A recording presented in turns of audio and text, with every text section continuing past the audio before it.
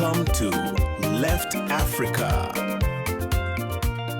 I want you to picture a scene for a second. Okay, set the stage. So it's May of 2026. You are standing right in the middle of this incredibly dense, quiet forest in Ogun State. Right, down in southwestern Nigeria. Exactly. Yeah. And the air is just thick, you know? The only sounds you can hear are like insects and birds. Very remote. Super remote. But then you push aside this wall of vines, and instead of wildlife, you are suddenly staring at this massive industrial manufacturing floor. Just completely out of nowhere. Bam! Right in the bush. And it's churning out $320 million worth of methamphetamine. Which is just a wild visual. Right. And it gets crazier because it's being overseen by Mexican cartel chemists. The visual alone is jarring. I mean, it's this total collision of a remote West African ecosystem and this highly sophisticated transatlantic narco manufacturing hub. Which is the entire mission of our deep dive today. We are looking at this honestly fascinating and terrifying stack of reporting to understand how this even happened. Yeah, we've got quite the paper trail to unpack. We really do. We're pulling from local Nigerian news coverage places like The Cable and Punch Plus, public alerts from Nigeria's Food and Drug Agency, NAFDAC. And we also have those deep dive follow-ups from BBC Africa. Right, and this really sharp investigative dossier by Left Africa. Our goal for this deep dive is to explore how the world's most notorious cartels are basically acting like multinational corporations now. Yeah, literally outsourcing their production to an entirely new continent. The date is May 20th, 2026. The National Drug Law Enforcement Agency, the NDLEA, conducts a raid in this Ogun State forest. And the sheer volume of what they found there just completely changed our understanding of global drug routes. I mean, the numbers are staggering. They seized 480 billion naira worth of methamphetamine. Which, just for context, is roughly $320 million US. Which is insane. It makes it the largest single methamphetamine seizure in Nigerian history by like an astronomical margin. Right. But the physical drugs were really only half the story, weren't they? Oh, absolutely. Yeah. The personnel on site told a much larger geopolitical tale, because authorities arrested 7 Nigerians, including the property owner, who was allegedly functioning as the local logistics baron. The guy running the ground game. Exactly. But alongside them, they arrested 3 Mexican nationals. And these weren't just like low-level muscle, right? No, not at all. These weren't enforcers or guards. They were highly trained chemical technicians, what the industry refers to as cooks. Okay, let's unpack this a bit, because the DEA actually has a very specific classification for a facility like this, right? Yeah, they called it a super lab. A super lab. And the technical definition of a super lab is any clandestine facility that can manufacture over 10 pounds of meth in a single production cycle. Right, which sounds like a lot. It does. But reading through the physical inventory from this May 20th bust, this facility was producing yields that completely dwarfed that 10-pound threshold. Oh, totally. We are talking about heavy industrial machinery here. Massive vats holding volatile precursor chemicals. Customized ventilation systems too, right? Yeah, built specifically to extract toxic fumes. Plus commercial-grade generators, all operating invisibly under this forest canopy. Which brings us to the chemistry of why those 3 Mexican nationals were so crucial to the operation. Right, because synthesizing methamphetamine from raw precursors it's not like baking a cake where you just mix ingredients in a bowl. You can't just hand someone a recipe card and say, go to town. Exactly. It requires managing highly reactive, incredibly dangerous elements. Yeah. The process involves chemicals like anhydrous ammonia and raw lithium. Which sounds like a recipe for disaster if you don't know what you're doing. It is. If you mix anhydrous ammonia and lithium incorrectly, or even if you just fail to meticulously control the temperature during the chemical reduction process. Wait, what happens? Well, the mixture doesn't just ruin the batch, it violently explodes. Oh, wow. So you're literally dealing with bombs if you mess up. Precisely. Yeah. The cartels simply could not afford to lose multi-million-dollar investments because untrained local amateurs blew up the lab. So they needed genuine, specialized chemical engineering knowledge? Yes, which is why they exported their own human capital across the Atlantic. Man. To really grasp the logistical mismatch of finding this operation in a Nigerian forest, I mean, think of it this way. How so? It's like, imagine you're exploring this quiet, remote cave system somewhere, and suddenly you walk into a fully automated industrial automobile assembly line. That's a great analogy. Right. The shock isn't just the building itself. The shock is the realization that an entire unseen supply chain of heavy trucks, paved access routes, and vast logistics networks has been operating invisibly right under your nose. Because the infrastructure required to build and supply a factory of that scale, it shouldn't theoretically be able to exist in rural woods without drawing massive attention. It's like, how do you hide a factory? Which forces a very uncomfortable question for global law enforcement. Because when this bust was announced, the initial press releases framed it as this historic, unmitigated triumph. I remember they were broadcasting photos of the seized evidence globally. Everyone was taking a victory lap. Right. But if you take a step back, the discovery of a fully operational superlab implies a massive preceding failure. Because it had to get built first. Exactly. How did Mexican cartels manage to transport industrial machinery and literal tons of highly regulated chemicals into a Nigerian forest in the first place? Right. And to answer that, the sources actually take us back a few years to January 2021. When the NDLEA underwent that massive rebrand. Yeah, a highly publicized rebrand. President Muhammadu Buhari appointed a retired Brigadier General, Muhammad Buba Marwa, as the chairman. And he came in with a mandate? He did. He publicly promised a, quote-unquote, new war on drugs. And the agency received significant new funding to back up that mandate. They forged these direct operational partnerships and intelligence-sharing pipelines with the US DEA. And the UK's National Crime Agency, too, right? Yes, the NCA as well. So they had this 4-year runway of enhanced resources leading up to 2026. Okay, and this is where I have to push back a little on this popular narrative that the cartels operate with some sort of, I don't know, magical stealth. Right, the invisible cartel myth. Exactly, because you have an agency with 4 years of new funding collaborating with the biggest intelligence apparatuses on the planet. The DEA and the NCA. Right. And yet the Sinaloa and Jalisco cartels managed to infiltrate West African territory, build an industrial facility, and ship literal tons of volatile chemicals. Out firing a shot. Exactly. I mean, you don't put a commercial ventilation system in a backpack. So how does that slip through the cracks? Is this a colossal intelligence blind spot, or is the cartel's corporate strategy just perfectly designed to exploit the local economy? Well, according to the analysts and the sources, it is heavily reliant on exploiting the legitimate local economy. How so? They actually refer to these cartels as hedge funds of violence. Hedge funds. Yeah, because when the North American market faces intense regulatory pressure, or it just gets saturated, they diversify their geographic portfolio. So they looked at a map and saw Nigeria as a good investment. Exactly. They saw a massive Atlantic coastline that's ideal for maritime freight. They saw border controls that could be navigated through established informal economies. Right.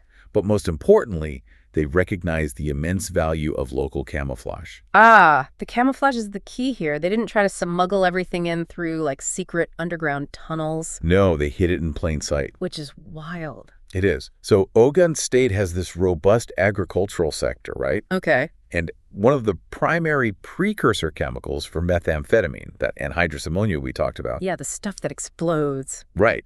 Well, it is universally used as agricultural fertilizer. Oh, wow. I didn't realize that. Yep. So if a cartel utilizes local Nigerian partners to purchase or transport bulk shipments of ammonia, a truckload of fertilizer moving through a farming state just doesn't raise immediate red flags. It just looks like farming. Exactly. That's right. And acetone, another key chemical, is widely used in legitimate manufacturing and industrial cleaning. So by partnering with local drug barons who already knew how to navigate these domestic supply chains, the cartels simply piggybacked on legitimate commerce. They did. They didn't come in as an invading force trying to shoot their way to the top of the local underworld. They came in as foreign investors offering a joint venture. That's brilliant and terrifying. The local Nigerian partners provided the real estate, they handled the domestic logistics, and they managed local law enforcement through bribes or evasion. And the Mexican executives provided the proprietary chemical formulas and the global export network. It is literally a textbook multinational corporate merger, Right? Just applied to the illicit drug trade. Exactly. But, even with that sophisticated corporate structure, May 20th still happened. The superlab was discovered, the $320 million were seized, and the Mexican chemists were arrested. Right. And honestly, if you stop reading the news on May 21st, you probably think law enforcement won the war. A total victory. Right.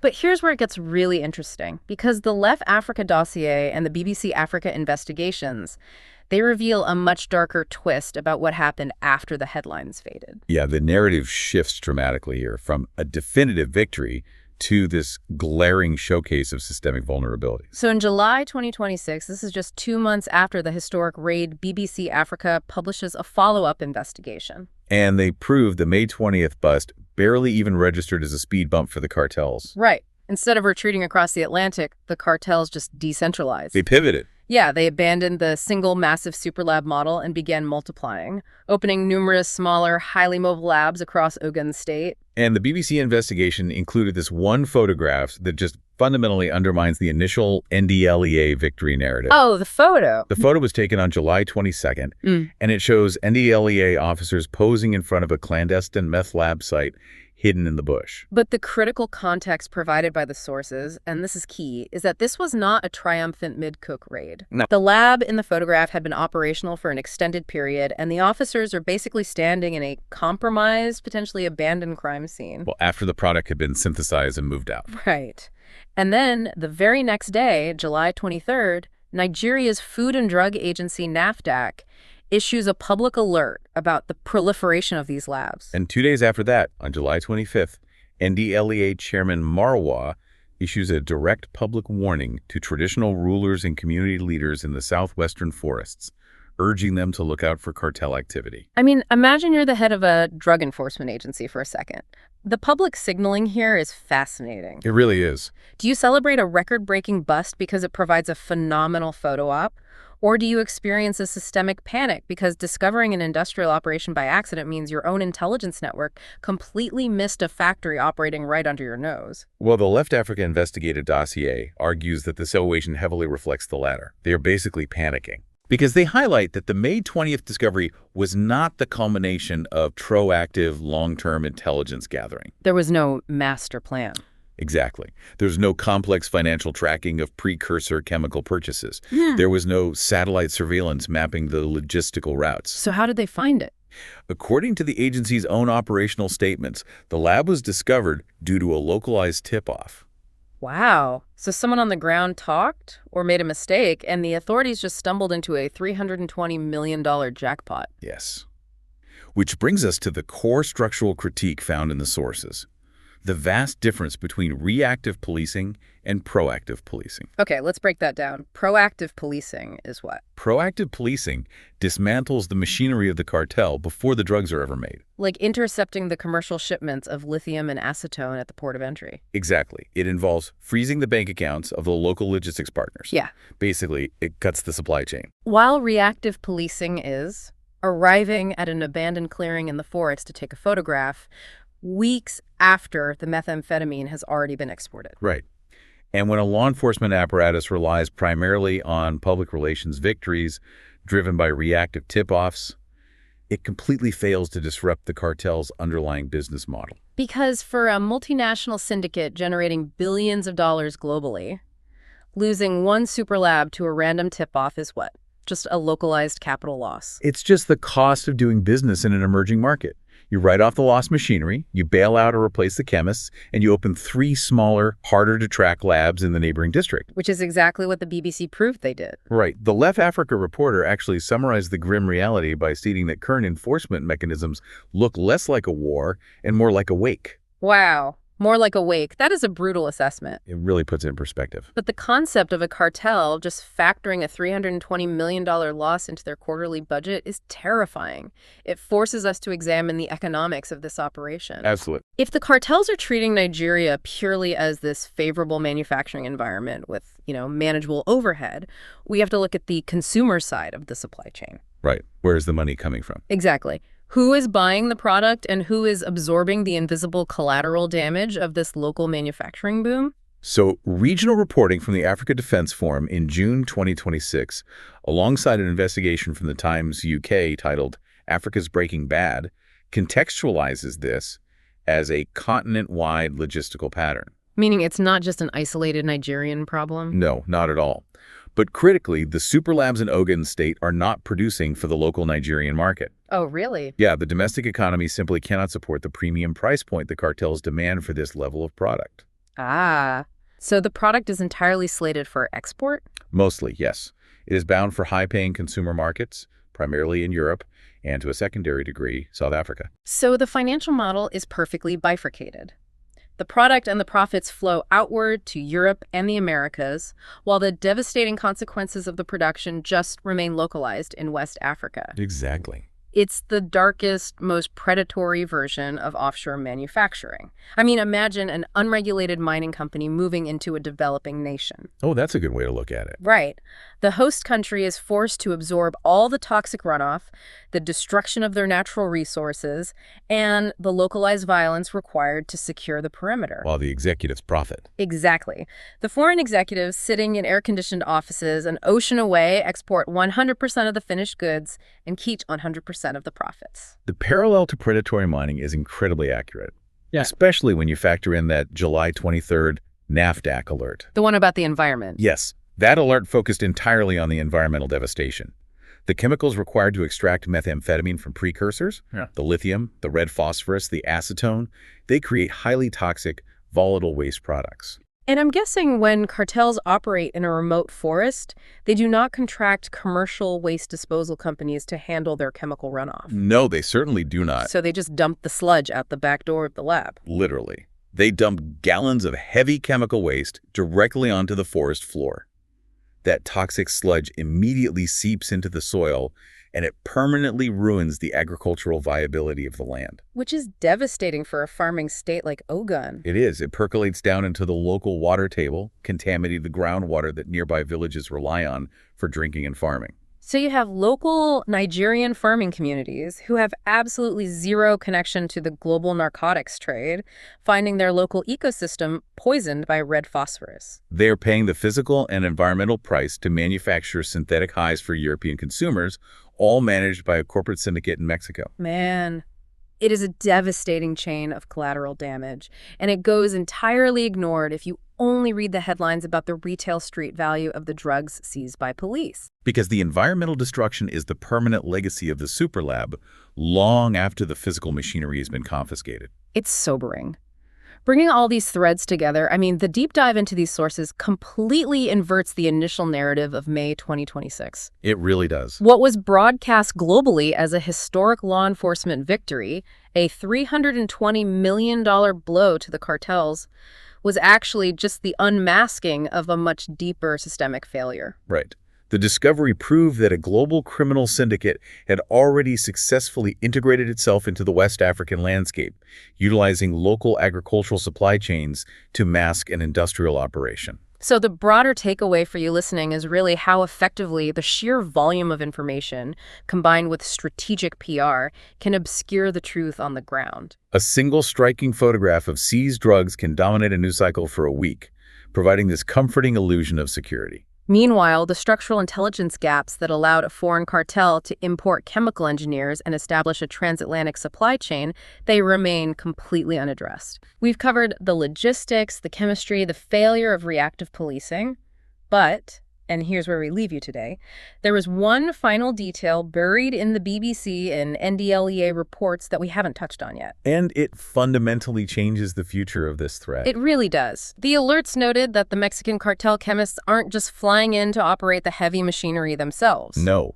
they are actively recruiting and training local Nigerian operatives to run the chemical synthesis. Right.